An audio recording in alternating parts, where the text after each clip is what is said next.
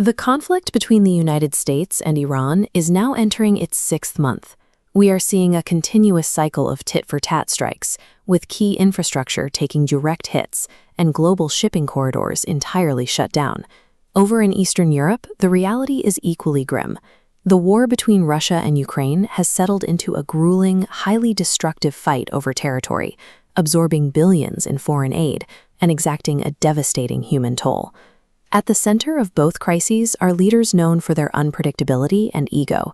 You have Donald Trump directly commanding strikes in the Gulf, and Vladimir Putin pushing his military to the limit to secure a victory in Ukraine.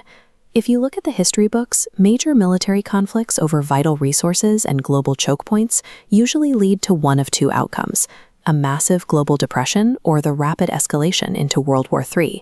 Yet the bottom hasn't fallen out of the global market. We are trapped in an oddly stable, contained stalemate. The violence continues, but it refuses to boil over into a broader conflagration. To understand how these wars are actually functioning, we have to look past the explosions. We need to examine the invisible global forces and the very hard limits that are actively keeping these powerful leaders in check. The current fighting in the Gulf stems from a rapid breakdown of a memorandum of understanding between the US and Iran. Both sides miscalculated their leverage, assuming the other would be the first to blink. Iran believes they can force a favorable deal by physically blocking the Strait of Hormuz.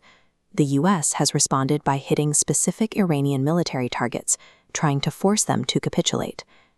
President Trump publicly threatens to destroy Iranian infrastructure and unleash ruin on their economy. He controls the world's largest military and has the physical capability to do it. But he continues to hold fire on a massive strike. The restraint comes down to simple political math. A massive strike would trigger a response that kills American soldiers and alienates key Gulf allies. For a president facing upcoming midterm elections, those costs guarantee a political wipeout.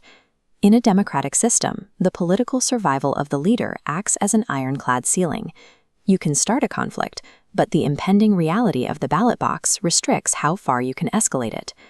This chart maps the immediate economic threat of the Gulf conflict. By closing the Strait of Hormuz and enforcing blockades, 13 million barrels of oil were suddenly removed from the global market every single day. But the market didn't collapse.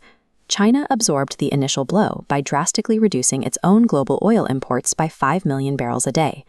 That reduction immediately eased the strain on the global energy network. Simultaneously, Gulf nations bypassed the blockade. Saudi Arabia and the UAE rerouted millions of barrels through overland pipelines, ensuring the energy supply kept moving despite the naval bottleneck. That doesn't mean there is zero economic damage. The average American family is quietly paying a penalty of $600 at the gas pump, and global prices for fertilizer and plastics are climbing. But the interwoven global economy acts as a highly adaptable shock absorber. Supply chains actively route around damage, preventing regional wars from crashing the global system. Vladimir Putin operates under an entirely different set of rules. He does not have to worry about midterms, democratic checks, or public accountability. Yet Putin finds himself struggling. Ukrainian forces, utilizing American satellite intelligence and their own domestic manufacturing, are successfully holding the line and launching deep strikes into Russian territory. Losing ground, Putin has turned to desperate, asymmetric warfare. Russia is funding arson and sabotage across NATO countries and directly attacking commercial shipping in the Black Sea to choke off global food supplies. If he is cornered and lacks domestic political checks, what prevents an isolated autocrat from launching a tactical nuclear weapon to force a victory? The restraint comes from the very few allies he has left. Leaders like Kazakhstan's President Tokayev are publicly demanding a ceasefire. China and India are heavily signaling that a nuclear strike is a line they won't tolerate. When internal democratic checks are entirely absent, the patience of an autocrat's strategic international allies becomes the only brake preventing catastrophic escalation. We have passed the era where superpower leaders can act with impunity on the global stage. With the White House prioritizing easier diplomatic wins in the Western Hemisphere and a platform centered on avoiding foreign wars, the U.S. interest in this stalemate is cooling. This likely ends with Washington stepping back, forcing the Gulf states to use their own regional wealth to independently negotiate and pay off Iran for safe passage.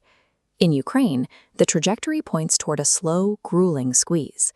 Rising domestic economic pressure and international exhaustion will eventually force Russia to accept a messy ceasefire rather than achieving any sort of total conquest. Modern conflicts do not resolve with clean victories, ticker-tape parades, or a descent into nuclear winter. A single leader's ego is enough to start a devastating war, but the interwoven, resilient modern world actively prevents them from winning it, trapping global conflicts in a permanent, uncomfortable middle ground.